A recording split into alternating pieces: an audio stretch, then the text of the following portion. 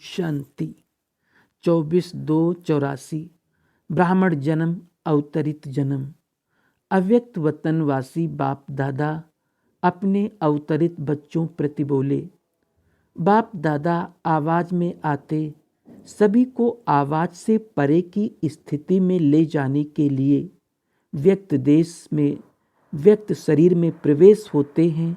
अव्यक्त बनाने के लिए सदा अपने को अव्यक्त स्थिति वाले सूक्ष्म फरिश्ता समझ व्यक्त देह में अवतरित होते हो। सभी अवतरित होने वाले अवतार हो।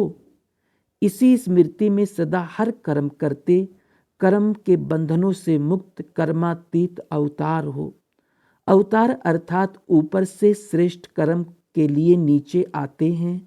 आप सभी भी ऊंची ऊपर की स्थिति से नीचे अर्थात देह का आधार ले सेवा के प्रति कर्म करने के लिए पुरानी देह में पुरानी दुनिया में आते हो, लेकिन स्थिति ऊपर की रहती है, इसलिए अवतार हो। अवतार सदा परमात्म पैगाम ले आते हैं। आप सभी संगम युगी श्रेष्ठ आत्माएं भी परमात्म पैगाम देने के लिए परमात्म मिलन कराने के लिए अवतरित हुए हो। ये देह अब आपकी देह नहीं रही, देह भी बाप को दे दी। सब तेरा कहा अर्थात मेरा कुछ नहीं। इस देह को वह सेवा के अर्थ बाप ने लोन में दी है। लोन में मिली हुई वस्तु पर मेरेपन का अधिकार हो नहीं सकता। जब मेरी देह नहीं तो देह का भान कैसे आ सकता है। आत्मा भी बाप की बन गई, देह भी बाप की हो गई, तो मैं और मेरा कहाँ से आया। मैंपन सिर्फ एक बेहद का रहा। मैं बाप का हूँ, जैसा बाप वैसा मैं मास्टर हूँ। तो ये बेहद का मैंपन रहा। हद का मैंपन विघ्नों में लाता है, बेहद का मैंपन निर्विघ्न विघ्न विनाशक बनाता है। ऐसे ही हद का मेरापन मेरे के फेरे में लाता है और बेहद का मेरापन जन्मों के फेरे से छुड़ा देता है। बेहद का मेरापन है मेरा बाबा, तो हद छूट गई ना। अवतार बन देह का आधार ले सेवा के कर्म में आओ। बाप ने लोन अर्थात अमानत दी है सेवा के लिए, और कोई व्यर्थ कार्य में लगा नहीं सकते, नहीं तो अमानत में खयानत का खाता बन जाता है। अवतार व्यर्थ खाता नहीं बनाता। आया संदेश दिया और गया। आप सभी भी सेवा अर्थ संदेश देने अर्थ ब्राह्मण जन्म में आए हो। ब्राह्मण जन्म अवतरित जन्म है, साधारण जन्म नहीं। तो सदा अपने को अवतरित हुई विश्व कल्याणकारी सदा श्रेष्ठ अवतरित आत्मा हूँ, इसी निश्चय और नशे में रहो। टेम्परेरी समय के लिए आए हो और फिर जाना भी है। अब जाना है ये सदा याद रहता है। अवतार हैं, आए हैं, अब जाना है, ये स्मृति उपराम और अपरंपार प्राप्ति की अनुभूति कराने वाली है। एक तरफ उपराम, दूसरे तरफ अपरंपार प्राप्ति, दोनों अनुभव साथ साथ रहते हैं। ऐसे अनुभवी मूर्त होना। अच्छा, अब सुनने को स्वरूप में लाना है। सुनना अर्थात बनना। आज विशेष हम जिनसे मिलने आए हैं, हम शरीक हो गए ना। सत शिक्षक निमित्त शिक्षकों से मिलने आए हैं, सेवा के साथियों से मिलने आए हैं। अच्छा, सदा बेहद के मैंपन के स्मृति स्वरूप, सदा बेहद का मेरा बाप इसी समर्थ स्वरूप में स्थित रहने वाले, सदा ऊंची स्थिति में स्थित रह देह का आधार ले अवतरित होने वाले अवतार बच्चों को बाप दादा का याद प्यार और नमस्ते। टीचर्स के साथ सदा सेवाधारी आत्माओं का ये संगठन है ना। सदा अपने को बेहद के विश्व सेवाधारी समझते हो। हद के सेवाधारी तो नहीं हो ना, सब बेहद के हो। किसी को भी किसी स्थान से किसी भी स्थान पर भेज दें तो तैयार हो। सभी उड़ते पंछी हो। अपने देह के भान की डाली से भी उड़ते पंछी हो, या देह के भान की डाली कभी कभी अपनी तरफ खींचती है। सबसे ज़्यादा अपने तरफ आकर्षित करने वाली डाली ये देह का भान है। जरा भी पुराने संस्कार स्वभाव अपनी तरफ आकर्षित करते, माना देह का भान है। मेरा स्वभाव ऐसा है, मेरा संस्कार ऐसा है, मेरी रहन सहन ऐसी है, मेरी आदत ऐसी है, ये सब देह भान की निशानी है। तो इस डाली से उड़ते पंछी हो, इसको ही कहा जाता है कर्मातीत स्थिति। कोई भी बंधन नहीं। कर्मातीत का अर्थ ये नहीं कि कर्म से अतीत हो, लेकिन कर्म के बंधन से न्यारे। तो कर्म, देह के कर्म, जैसे किसका नेचर होता है आराम से रहना, आराम से समय पर खाना चलना, ये भी कर्म का बंधन अपने तरफ खींचता है। इस कर्म के बंधन अर्थात आदत से भी परे, क्योंकि निमित्त होना। जब आप सभी निमित्त आत्माएं कर्म के बंधनों से, देह के संस्कार स्वभाव से न्यारे नहीं होंगे तो औरों को कैसे करेंगे। जैसे शरीर की बीमारी कर्म का भाग है, इसी रीति अगर कोई भी कर्म का बंधन अपने तरफ खींचता है तो ये भी कर्म का भोग विघ्न डालता है। जैसे शारीरिक व्याधि कर्म अपनी तरफ बार बार खींचता है, दर्द होता है तो खींचता है ना। तो कहते हो क्या करें, वैसे तो ठीक है लेकिन कर्म भोग कड़ा है। ऐसे कोई भी विशेष पुराना संस्कार व स्वभाव व आदत अपने तरफ खींचती है तो वो भी कर्म भोग हो गया। कर्म भोग कोई भी कर्म योगी बना नहीं सकेगा। तो इससे भी पार क्यों, सभी नंबर 1 जाने वाली आत्माएं होना। नंबर 1 नंबर का अर्थ ही है हर बात में विन करने वाली, कोई भी कमी नहीं। टीचर्स का अर्थ ही है सदा अपनी मूरत द्वारा कर्मातीत ब्रह्मा बाप और न्यारे तथा प्यारे शिव बाप की अनुभूति कराने वाले। तो ये विशेषता है ना। फ्रेंड्स होना। आप फ्रेंड्स कैसे बनते हैं, बिना समान के फ्रेंड्स नहीं बन सकते। तो आप सब बाप के फ्रेंड्स हो, गॉडली फ्रेंड्स हो, समान ही फ्रेंडशिप हैं। बाप के कदम पर कदम रखने वाले, क्योंकि फ्रेंड्स भी हो फिर मासूक के आशिक भी हो। तो सदा आशिक सदा मासूक के ऊपर पांव रखते हैं, ये रस्म है ना। जब शादी होती तो क्या कराते हैं, ये भी यही कराते हैं ना। तो ये सिस्टम भी कहाँ से बनी, आप लोगों से बनी है। आपका है बुद्धि रूपी पांव और उन्होंने स्थूल पांव समझ लिया है। हर संबंध से विशेषता का संबंध निभाने वाली निमित्त आत्माएं हो। निमित्त शिक्षकों को औरों से बहुत बहुत सहज साधन है। दूसरों को तो फिर भी संबंध में रहना पड़ता है, और आपका संबंध सदा सेवा और बाप से है। चाहे लौकिक कार्य भी करते हो तो भी सदा यही याद रहता है कि टाइम हो और सेवा पर जाएं। और लौकिक कार्य जिसके लिए किया जाता है उसकी स्मृति स्वतः आती है। जैसे लौकिक में माँ बाप कमाते हैं बच्चों के लिए तो उनकी स्वतः याद आती है। तो आप भी जिस समय लौकिक कार्य करते हो तो किसके प्रति करते हो, सेवा के लिए करते हो या अपने लिए। क्योंकि जितना सेवा में लगाते हो तो उतना खुशी होती है। कभी भी लौकिक सेवा समझकर नहीं करो, ये भी एक सेवा का तरीका है। रूप भिन्न है लेकिन है सेवा के प्रति। नहीं तो देखो, अगर लौकिक सेवा करके सेवा का साधन नहीं होता तो संकल्प चलता कि कहाँ से आवें, कैसे आवें, चलता नहीं है, पता नहीं कब होगा। ये संकल्प व्यर्थ समय नहीं गंवाता। इसलिए कभी भी लौकिक जॉब करते हैं ये शब्द नहीं बोलो, ये अलौकिक जॉब है, सेवा निमित्त है, तो कभी भी बोझ नहीं लगेगा। नहीं तो कभी कभी भारी हो जाते हैं। कब तक होगा, क्या होगा, ये तो आप लोगों के लिए प्रारब्ध बहुत सहज बनाने का साधन है। तन मन धन 3 चीज़ें हैं ना।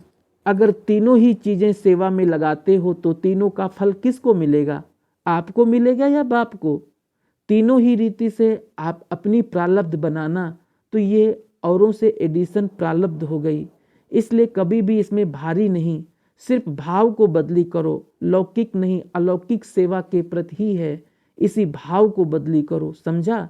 ये तो और ही डबल सरेंडर हो, धन से ही सरेंडर हो गए, सब बाप के प्रति है। सरेंडर का अर्थ क्या है, जो कुछ है बाप के प्रति है, अर्थात सेवा के प्रति है, यही सरेंडर है। जो समझते हम सरेंडर नहीं वो हाथ उठाओ, उनकी सेरेमनी मना लेंगे। बाल बच्चे भी पैदा हो गए और कहते हो सरेंडर नहीं हुए। अपना मैरिज डे भले मनाओ लेकिन मैरिज हुई नहीं, ये तो नहीं कहो। क्या समझते हो? सारा ही ग्रुप सरेंडर ग्रुप है ना। बाप दादा तो डबल विदेशी व डबल विदेश के स्थान पर निमित्त बनी हुई टीचर्स की बहुत महिमा करते हैं।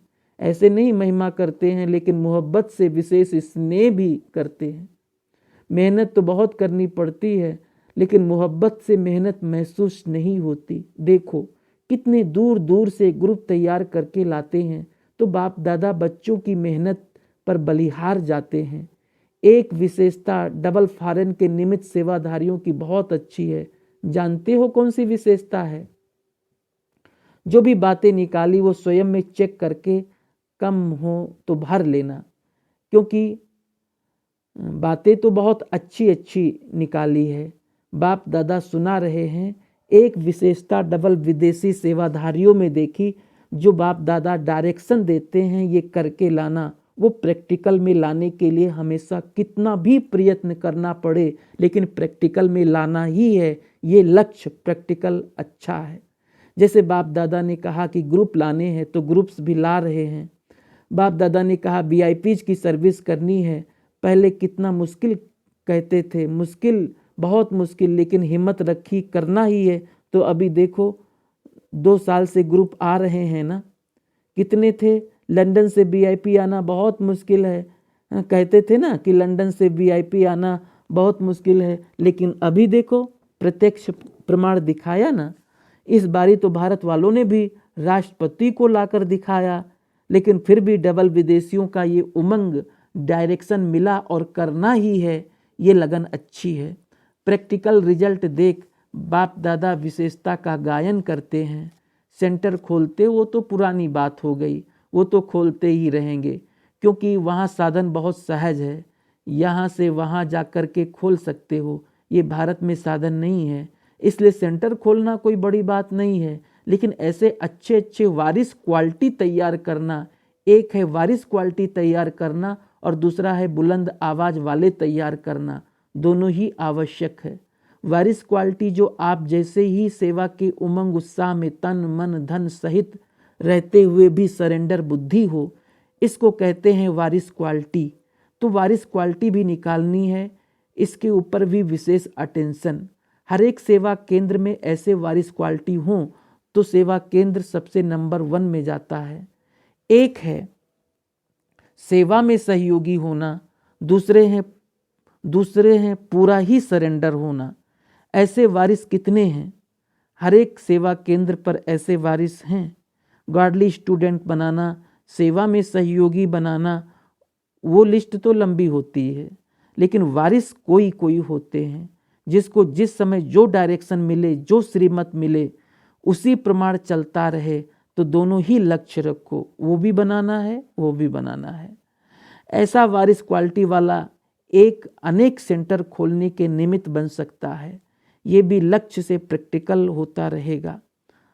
विशेषता तो अपनी समझी ना। अच्छा, संतुष्ट तो हैं ही, या पूछना पड़े हैं ही संतुष्ट करने वाले? तो जो संतुष्ट करने वाला होगा वो तो स्वयं तो होगा ही ना। कभी सर्विस थोड़ी कम देख करके हलचल में तो नहीं आते हो। कोई सेवा केंद्र पर विघ्न आता है तो विघ्न में घबराते हो? समझो बड़े ते बड़ा विघ्न आ गया, कोई अच्छा अन्य एंटी हो जाता है और डिस्टर्ब करता है आपकी सेवा में, तो फिर घबराएंगे? एक होता है उसके प्रति कल्याण की भाव से तरस रखना, वो दूसरी बात है। लेकिन स्वयं की स्थिति नीचे ऊपर हो, वह व्यर्थ संकल्प चले, इसको कहते हैं हलचल में आना। तो संकल्प की सृष्टि भी नहीं रचें, ये संकल्प भी हिला न सके, इसको कहते हैं अचल अडोल स्थिति। ऐसे भी नहीं कि अलबेले हो जाएं कि नथिंग न्यू। सेवा भी करें, उसके प्रति रहम दिल भी बने, लेकिन हलचल में नहीं आए तो ना अलबेले ना फीलिंग में आने वाले, दोनों ही हैं। सदा ही किसी भी वातावरण में, वायुमंडल में हो, लेकिन ऐसे अचल अडोल। कभी कोई निमित्त बने हुए राय देते हैं, उनमें कंफ्यूज होते हो, ये क्यों कहते या ऐसा कैसे होगा? कभी कभी थोड़ा सा कंफ्यूज होने का वाइब्रेशन आता है, क्योंकि जो निमित्त बने हुए हैं वो अनुभवी हो चुके हैं, और जो प्रैक्टिकल में चलने वाले हैं, कोई नए हैं कोई पुराने भी हैं, लेकिन जिस समय जो बात उसके सामने आती है तो बात के कारण इतनी क्लियर बुद्धि आदि मध्य अंत को नहीं जान सकती है, सिर्फ वर्तमान को जान सकती है। इसलिए सिर्फ वर्तमान देख करके आदि मध्य अंत उस समय क्लियर नहीं होता तो कंफ्यूज हो जाते हैं। कभी भी कोई डायरेक्शन अगर नहीं भी स्पष्ट हो तो कंफ्यूज कभी नहीं होना। धैर्य से कहो इसको समझने की कोशिश करेंगे, थोड़ा टाइम दो उसको। उसी समय कंफ्यूज होकर ये नहीं वो नहीं ऐसे नहीं करो, क्योंकि डबल विदेशी फ्री माइंड ज़्यादा है, इसलिए ना भी फ्री माइंड से कह देते हैं। इसलिए थोड़ा सा जो भी बात मिलती है उसको गंभीरता से पहले सोचो, उसमें कोई ना कोई रहस्य अवश्य छिपा होता है। उससे पूछ सकते हो इसका रहस्य क्या है, इससे क्या फायदा होगा, हमें और स्पष्ट समझाओ, ये कह सकते हो। लेकिन कभी भी डायरेक्शन को रिफ्यूज नहीं करो। रिफ्यूज करते हो इसलिए कंफ्यूज हो जाते हो। ये थोड़ा विशेष अटेंशन डबल विदेशी बच्चों को देते हैं। नहीं तो क्या होगा, जैसे आप निमित्त बने हुए बहनों को डायरेक्शन को जानने की प्रयत्न नहीं करेंगे और हलचल में आ जाएंगे, तो आपको देखकर जिन्हों के निमित्त आप बने हो उन्हों में भी ये संस्कार भर जाएंगे। फिर कभी कोई रूसेगा कभी कोई रूसेगा, फिर सेंटर पर भी यही खेल चलेगा। समझा? दूसरी बात, कभी भी अपने को अभी हम दूसरे धर्म के यहाँ आए हैं ये टीचर्स में संकल्प नहीं होना चाहिए। ये नयों की बात है। आप तो पुराने हो तभी तो निमित्त बने हो।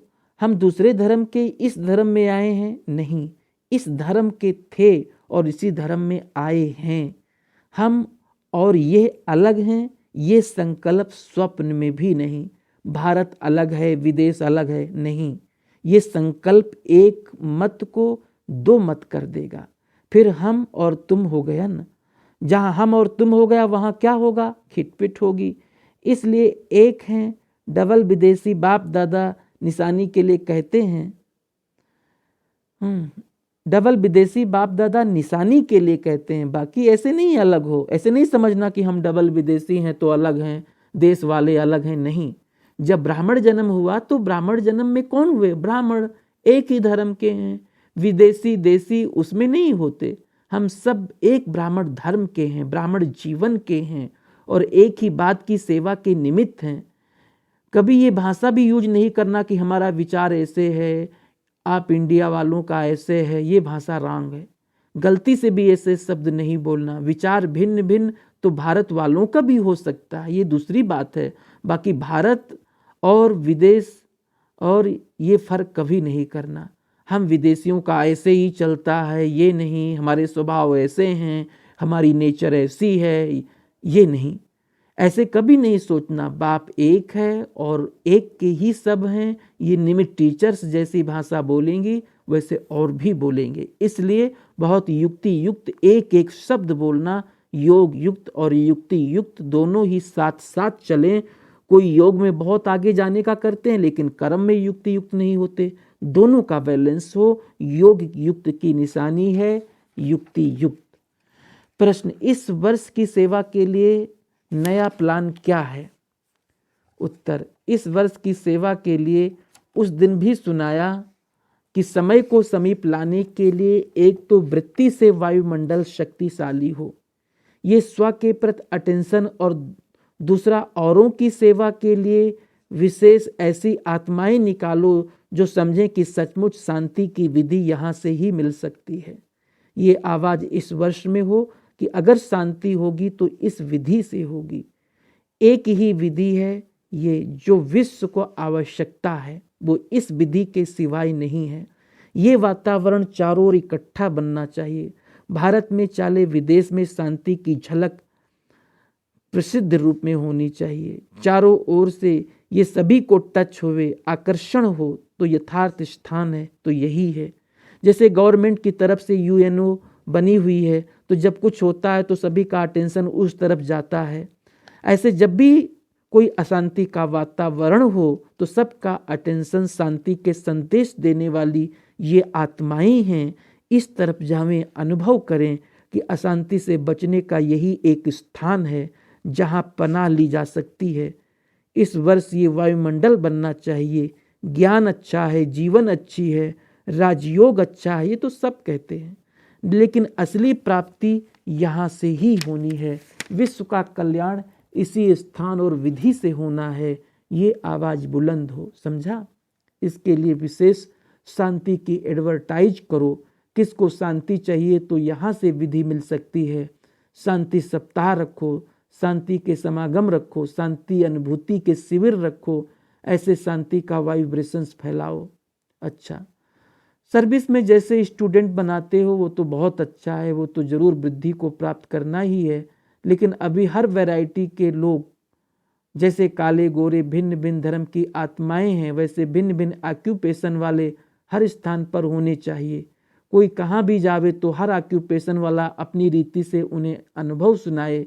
जैसे वहाँ यहाँ वर्कशॉप रखाते हैं, कभी डॉक्टर की, कभी वकील की, तो भिन्न भिन्न ऑक्यूपेशन वाले एक ही शांति की बात अपने ऑक्यूपेशन के आधार से बोलते हैं तो अच्छा लगता है। ऐसे कोई भी सेंटर पर आवे तो हर ऑक्यूपेशन वाले अपना शांति का अनुभव सुनाएं, इसका प्रभाव पड़ता है। सभी ऑक्यूपेशन वालों के लिए सहज विधि है ये अनुभव हो। जैसे कुछ समय के अंदर ये एडवर्टाइज अच्छी हो गई कि सब धर्म वालों के लिए यही एक विधि है, ये आवाज़ हो। इसी रीति से अभी आवाज़ फैलाओ। जो संपर्क में आते हैं या स्टूडेंट आते हैं उन्हों तक ये आवाज़ होता है, लेकिन अभी थोड़ा और चारों ओर फैले, इसका अभी और अटेंशन। ब्राह्मण भी अभी बहुत थोड़े बने हैं। नंबरवार ब्राह्मण बनने की जो ये गति है उसको फास्ट नहीं कहेंगे ना। अभी तो कम से कम 9 लाख तो चाहिए, कम से कम सतयुग की आदि में 9 लाख के ऊपर राज्य करेंगे ना। 1 लाख पर तो नहीं करेंगे, उसमें प्रजा भी होगी, लेकिन संपर्क में अच्छे आएंगे तब तो प्रजा बनेंगे। तो इस हिसाब से गति कैसी होनी चाहिए? अभी तो संख्या बहुत कम है। अभी टोटल विदेश की संख्या कितनी होगी? कम से कम विदेश की संख्या 2-3 लाख तो होनी चाहिए। मेहनत तो अच्छी कर रहे हो, ऐसी कोई बात नहीं है, लेकिन थोड़ी स्पीड और तेज होनी चाहिए। ऐसा पावरफुल वातावरण बनाने, लेकिन थोड़ी स्पीड और होनी चाहिए। स्पीड तेज होगी ये जनरल वातावरण से। अच्छा, प्रश्न है ऐसा पावरफुल वातावरण बनाने की युक्ति क्या है? उत्तर, स्वयं पावरफुल बनो। उसके लिए अमृत वेले से लेकर हर कर्म में अपनी स्टेज शक्तिशाली है या नहीं, उसकी चेकिंग के ऊपर और थोड़ा विशेष अटेंशन। दूसरों की सेवा में या सेवा के प्लान्स में बिजी होने से अपनी स्थिति में कहाँ कहाँ हल्कापन आ जाता है। इसलिए ये वातावरण शक्तिशाली नहीं होता। सेवा होती है लेकिन वातावरण शक्तिशाली नहीं होता। इसके लिए अपने ऊपर विशेष अटेंशन रखना पड़े। कर्म और योग, कर्म के साथ शक्तिशाली स्टेज, इस बैलेंस की थोड़ी कमी है। सिर्फ सेवा में बिजी होने के कारण स्व की स्थिति शक्तिशाली नहीं रहती। जितना समय सेवा में देते हो, जितना तन मन धन सेवा में लगाते हो, उसी प्रमाण 1 का लाख गुना जो मिलना चाहिए वो नहीं मिलता। इसका कारण कर्म और योग का बैलेंस नहीं। जो सेवा के प्लान बनाते हो, पर्चे छपाते हो, टीवी रेडियो में करना है, जैसे वो बाहर के साधन बनाते हो, वैसे पहले अपनी मनसा शक्तिशाली का साधन विशेष होना चाहिए। ये अटेंशन कम है, फिर कह देते हो बिजी रहे इसलिए थोड़ा सा मिस हो गया, फिर डबल फायदा नहीं हो सकता। प्रश्न, कई ब्राह्मण आत्माओं पर भी इविल सोल का प्रभाव पड़ जाता है, उस समय क्या करना चाहिए? उत्तर, उसके लिए सेवा केंद्र का वातावरण बहुत शक्तिशाली सदा रहना चाहिए और साथ साथ अपना भी वातावरण शक्तिशाली रहे। फिर ये इविल स्पिरिट कुछ नहीं कर सकती। ये मन को पकड़ती है। मन की शक्ति कमजोर होने के कारण ही इसका प्रभाव पड़ता है। मानो कोई कमजोर है और उसके ऊपर प्रभाव पड़ भी जाता है तो शुरू से पहले ही उसके प्रति ऐसे योग युक्त आत्माएं विशेष योग भट्ठी रख करके उसको शक्ति दें, और वो जो योग युक्त ग्रुप है वो समझें कि हमको ये विशेष कार्य करना है। जैसे और प्रोग्राम होते हैं वैसे ये प्रोग्राम इतना अटेंशन से करें तो फिर शुरू में उस आत्मा को ताकत मिलने से वो बच सकती है। भले वो आत्मा परवश होने के कारण योग में नहीं बैठ सकती क्योंकि उसके ऊपर दूसरे का प्रभाव होता है, तो वो भले ही ना बैठे, लेकिन आप अपना कार्य निश्चय बुद्धि हो करके करते रहो तो धीरे धीरे उसकी चंचलता समाप्त हो जाएगी।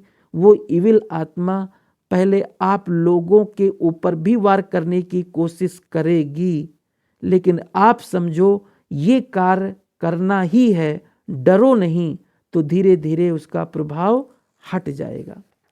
प्रश्न, सेवा केंद्र पर अगर कोई प्रवेशता वाली आत्माएं ज्ञान सुनने के लिए आती हैं तो क्या करना चाहिए?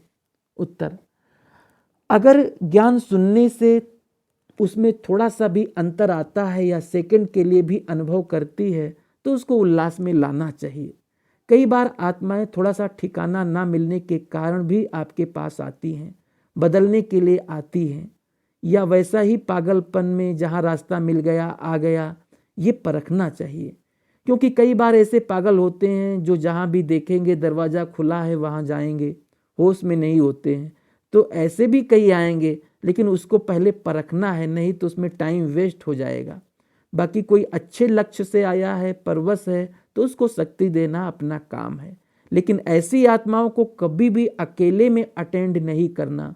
कुमारी कोई ऐसी आत्मा को अकेले में अटेंड ना करे, क्योंकि कुमारी को अकेला देख पागल का पागलपन और निकलता है। इसलिए ऐसी आत्माएं अगर समझते हो योग्य हैं तो उन्हों को ऐसा टाइम दो जिस टाइम 2-3 और हों, या कोई जिम्मेवार कोई बुजुर्ग ऐसा हो तो उस समय उसको बुलाकर बिठाना चाहिए। क्योंकि ज़माना बहुत गंदा है और बहुत बुरे संकल्प वाले लोग हैं, इसलिए थोड़ा अटेंशन रखना भी ज़रूरी है। इसमें बहुत क्लियर बुद्धि चाहिए। क्लियर बुद्धि होगी तो हर एक के वाइब्रेशन से कैच कर सकेंगे कि ये किस एम से आया है। प्रश्न, आजकल किसी किसी स्थान पर चोरी और भय का वातावरण बहुत है, उनसे कैसे बचें? उत्तर, इसमें योग की शक्ति बहुत चाहिए। मान लो आपको कोई डराने के ख्याल से आता है तो उस समय योग की शक्ति दो। अगर थोड़ा कुछ बोलेंगे तो नुकसान हो जाएगा, इसलिए ऐसे समय पर शांति की शक्ति दो। उस समय पर अगर थोड़े भी कुछ कहा तो उन्होंने जैसे अग्नि में तेल डाला। आप ऐसे रीति से रहो जैसे बेपरवाह हैं, हमको कोई परवाह नहीं। जो करता है उसको साक्षी होकर अंदर शांति की शक्ति दो, तो फिर उसके हाथ नहीं चलेंगे। वो समझेंगे इनको तो कोई परवाह नहीं है। नहीं तो डराते हैं, डर गए या हलचल में आए तो और ही हलचल में लाते हैं। भाई भी उन्हों को हिम्मत दिलाता है, इसलिए भाई में भी नहीं आना। ऐसे टाइम पर साक्षी दृष्टा की स्थिति यूज करनी है, अभ्यास चाहिए ऐसे टाइम। प्रश्न, ब्लेसिंग जो बाप दादा द्वारा मिलती है उनका गलत प्रयोग क्या है? उत्तर, कभी कभी जैसे बाप दादा बच्चों को सर्विसेबल या अनन्य कहते हैं या कोई विशेष टाइटल देते हैं तो उस टाइटल को मिसयूज कर लेते, समझते मैं तो बन ही गया ऐसा, मैं तो हूँ ही ऐसा समझकर अपना आगे का पुरुषार्थ छोड़ देते हैं। इसको कहते हैं मिसयूज अर्थात गलत प्रयोग। क्योंकि जो बाप दादा वरदान देते हैं उस वरदान को स्वयं के प्रति और सेवा के प्रति लगाना, यह है सही रीति यूज करना, और अलबेले बन जाना यह है मिस यूज करना। प्रश्न, बाइबल में दिखाते हैं अंतिम समय में एंटी क्राइस्ट का रूप होगा, इसका रहस्य क्या है? उत्तर, एंटी क्राइस्ट का अर्थ है उस धर्म के प्रभाव को कम करने वाले। आजकल देखो उसी क्रिश्चियन धर्म में क्रिश्चियन धर्म की वैल्यू को कम समझते जा रहे हैं। उसी धर्म वाले अपने धर्म को इतना शक्तिशाली नहीं समझते और दूसरों में शक्ति ज़्यादा अनुभव करते हैं। यही एंटी क्राइस्ट हो गए। जैसे आजकल के कई पादरी ब्रह्मचर्य को महत्व नहीं देते और उन्हों को गृहस्थी बनाने की प्रेरणा देने शुरू कर दी है, तो ये उस धर्म वाले जैसे एंटी क्राइस्ट हुए। अच्छा, ओम शांति।